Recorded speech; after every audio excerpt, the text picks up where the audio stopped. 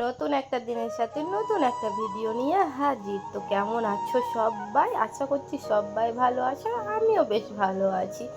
তো আজকের এই যে ভিডিওটা করেছি যেদিন, সেই দিন ছিল আমাদের ঢালাইয়ের কাজ। সেই কারণেই সকাল থেকে একা হাতে সব কিছু করতে আমি শুরু করে দিয়েছি। তোমরা আগের ভিডিও থেকে দেখেইছো যে আমার মায়ের শরীরটা ভীষণ পরিমাণে খারাপ। সেই কারণে মা কিন্তু কোনো কাজই করতে পারছে না, একদম দুর্বল। কিছু করতে যাচ্ছে তো মাথা ঘুরছে, সেই জন্য মাকে বললাম যে তোমাকে কিছু করতে হবে না, আমি সব কিছু করে নেব। তো প্রায় 20টা মিস্ত্রি আর আমাদের আর জেঠুদের ফ্যামিলি নিয়ে প্রায় 20টা মতো লোক। তো 20টার মতো লোকের রান্না আমি একা হাতেই সব কিছু করেছি। আর তরকারি সবজি সব কাটাকুটি করে দিয়েছিল। তো এখন আমি এই যে রান্নাটা শুরু করে দিয়েছি প্রায় 9টা থেকে, না হলে হয়তো অনেকটাই দেরি হয়ে যাবে সেই কারণে। তো আমাদের মেনুতে ছিল একটা 5 তরকারি আর ডাল, মাছ, মাংস, মিষ্টি, এই সবই। তো আমি দেখো ওইদিকে একদিকে পটল, একদিকে ছুটি এইসব ভাজছি, আর একদিকে মাছে আমি হলুদ লবণটা মাখিয়ে দিলাম যাতে লবণটা ভালোভাবে মাছের মধ্যে ঢুকে যায়, সেই কারণে। তারপরে একদিকে ঢেকে রেখে দিলাম। তারপরে আবার আমি পটলটা একটু নেড়ে চেড়ে দেখছিলাম যে কতটা ভাজা হয়েছে না হয়েছে সেটুকুটাই। তো তারপরে আমাকে বাবা মশলাটাও করে দিয়েছিল। তো মশলাটা আমি খুলে দেখছিলাম যে কতটা কি বাটা হয়েছে না হয়েছে। তো সম্পূর্ণ হয়ে গেছে। তো চলো রান্নাটা আমি কি কি করেছি তোমাদের দেখাই। এই যে এইদিকে দেখো 5 তরকারিটা আমি রান্না করে রেখে দিয়েছি। তারপরে ছিল ভাত, আর নিচে ওপরের যে হাঁড়িটা আছে ওর মধ্যে ছিল ডাল, আর এইদিকে এই যে মাছ 4 পিস, কারণ দুজন আছে মাংস খাবে না, তাদের জন্যই মাছ। আর এইদিকে মাংসটা হচ্ছে, ওইদিকে আরও 1 হাঁড়ি ভাত রান্না করে রেখেছি, বাড়িতে যদি কম টম পড়ে সেই কারণে। আর এই দিকে আছে মিষ্টি।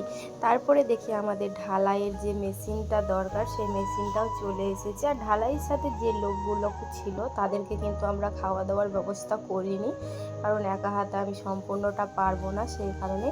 তো আমি সকাল থেকে কিন্তু স্নান না করে রান্নাবান্না করছিলাম। তো বাবা মাংসটা যখন রান্না করতে শুরু করলো, মানে মাংসটা বাবাই রান্না করেছে, তখন আমি গিয়েছিলাম স্নান করতে। স্নান টান করে এসে ওপরে উঠেছিলাম যে ঢালাইয়ের কদ্দূর কি শুরু হলো সেইটা দেখার জন্য। দেখো ঢালাই মাল কিন্তু করতে শুরু করে দিয়েছে ছাদের ওপরে। তো আর নতুন ছাদ হলে কিন্তু আমার বেশ মজাই লাগে, মানে খুবই ভালো লাগে যে নতুন ছাদে থাকবো, ঘুরবো, মানে দাঁড়াবো, এইসব মানে বেশ মজা লাগে আমার। তো ছাদের ওপরে দেখি পোস্তও চলে এসেছে। তো ওকে নিয়ে একটু খেলা করছিলাম, আর ওকে আমি বলছিলাম যে একটু আমার ক্যামেরাতে হাই বলে দাও বাবু। তো মুখে কিন্তু বলছে হ্যাঁ, কিন্তু হাতে বলছে না। যখন আমি বললাম হাতে দেখাও, দেখো হাতটা কী করছে, এই যে হাতটা এইরকম করছে। তারপরে আমি ওকে বললাম যে একটা ফ্ল্যাং কিস দিয়ে দাও সবাইকে। তো দেখো ও কিসও দিয়ে দিল সবাইকে, মিষ্টিবাবু। তারপরে নিচে চলে এসেছিলাম যে মানে মিস্ত্রিদের খেতে তো অনেকটাই লেট আছে, তো আমি ছেলেকে খাইয়ে দিই, তো তার জন্য ছেলেকে খাইয়ে দিয়েছিলাম। আর দুঃখের কথা হচ্ছে কি, ঢালাই করার কিছুক্ষণ পরেই 2-5 মিনিট পরেই শুরু হয়ে গিয়েছিল বৃষ্টি, মানে কপাল খারাপ থাকলে যা হয় আর কি। তো তারপরে মানে কাজ কাম করতে করতেই চলে এসেছিলো আমার একটা পার্সেল, তো সেটাই আনতে গিয়েছিলাম। চলো তোমাদেরকে আমার এক ফ্যামিলি মেম্বারের সাথে দেখা করাই, সেটা হচ্ছে আমার জেঠিমা। এটা হচ্ছে আমার জেঠিমা খাচ্ছিল আম, সেই জন্যই একটু লজ্জা পাচ্ছিল। আর চলো এবার পোস্তর মাকে দেখাই, মানে যেটা আমার বৌদি হয়, আমাদের বাড়ির বড় বউ। এই যে এইটা হচ্ছে পোস্তর মা, আর পোস্ত এখন খাওয়া দাওয়া করছে। তো তারপরে বললাম না যে মিস্ত্রির খাওয়া দাওয়া, ঢালাইয়ের কাজ আমি সম্পূর্ণ হয়ে, দেখো ঢালাইয়ের কাজ কম বেশি সম্পূর্ণ হয়ে গেছে।